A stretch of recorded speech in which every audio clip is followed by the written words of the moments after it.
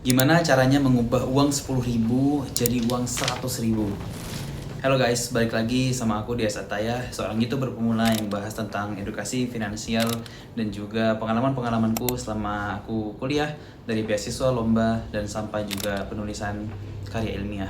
Jadi di sini aku membahas tentang bagaimana literasi finansial itu berpengaruh kepada kehidupanku, dan umurku 23 tahun sekarang, dan aku berusaha untuk memenuhi kebutuhanku secara pribadi dan tidak terlalu bergantung sama orang tua.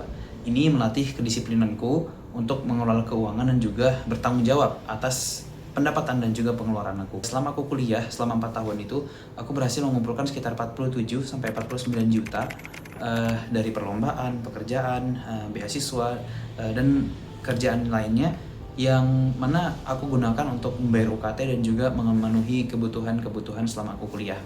Jadi keuangan itu aku juga bukan tipikal orang yang hedon dan juga selalu foya-foya.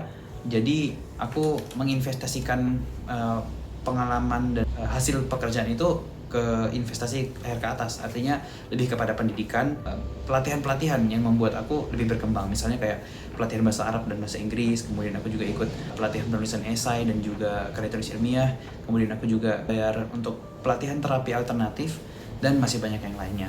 Jadi di sini aku mau cerita bahwa mendapatkan uang itu bukan selalu tentang pekerjaan, tapi bagaimana kita melihat peluang. Jadi mindset sebelum omset. Nah, jadi begini, ini adalah salah satu fakta yang harus diketahui seluruh mahasiswa, bahwa kita belajar selama 4 tahun di kuliah itu hanya materi saja. Tapi setelah lulus, kita belum tentu bisa memenuhi CV kita untuk pekerjaan, dan kita nggak tahu bagaimana dunia kerja, bagaimana cara mencari uang. Kita itu dulu hanya diajarin mencari nilai, tapi ketika lulus kita diajarkan mencari uang. Dan itu sebuah dilema menurutku yang harus diketahui oleh semua mahasiswa, dan kalian harus tahu cara menulis CV yang benar itu gimana. CV reguler kayak apa, CV akademik kayak apa. Apakah kalian mau lanjut S2 atau kalian mau lanjut langsung kerja gitu. Dan itu pilihan, dan tapi dari kedua pilihan itu kalian harus tahu bagaimana cara menyusunnya. Peluang hidup itu akan selalu ada ketika kita siap mengambilnya. Dan ketika kita bersantai-santai dan menunggu alur yang alur ikut CPNS, alur ikut pendaftaran ini, ikut alur pendaftaran itu, dan menurutku itu akan berat menjalaninya kalau kita nggak tahu skemanya, kita nggak tahu cara menghadapinya gimana. Jadi kita harus menghadapi semua itu dengan persiapan. Artinya kita harus bekerja dengan mempersiapkan soft skill yang tidak pernah diajarin di sekolah, nggak pernah kita dapat di buku, kecuali kita memahaminya dengan self awareness, dengan kesadaran pribadi.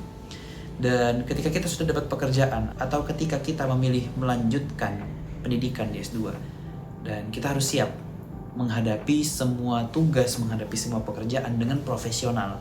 Di umur 20-an ini, kita udah bukan zamannya lagi kerja-kerja dengan mood, nggak zaman lagi mendekatkan diri kita dengan ego. Kita harus siap menerima kritikan, kita harus siap menerima sudut pandang orang lain, kita harus mau berkembang untuk mendapatkan sudut pandang, pengetahuan, pengalaman yang lebih daripada orang lain gitu.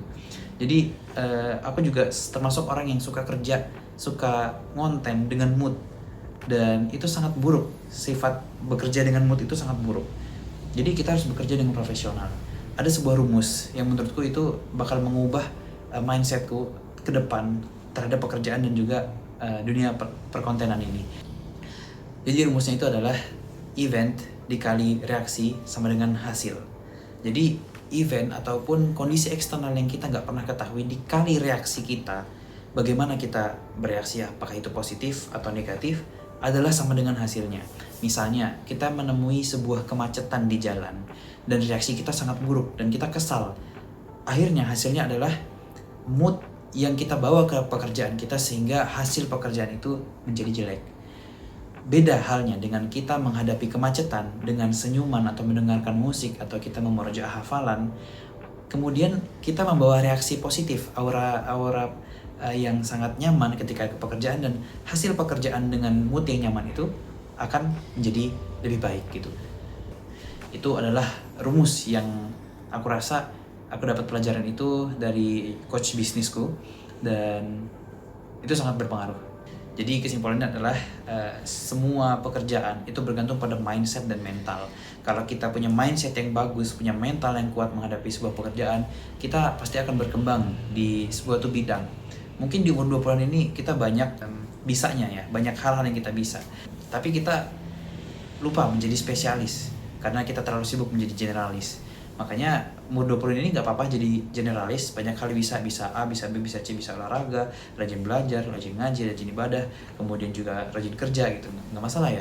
Tapi ada satu hal yang kita akan menjadi spesialis di umur 30-an atau 25 nanti, dan kita harus punya standing position sebagai bentuk tanggung jawab kita terhadap kehidupan pribadi kita, dan juga kedepannya kita akan punya keluarga, punya pekerjaan yang lebih baik, punya tanggung jawab, dan masih banyak hal lainnya.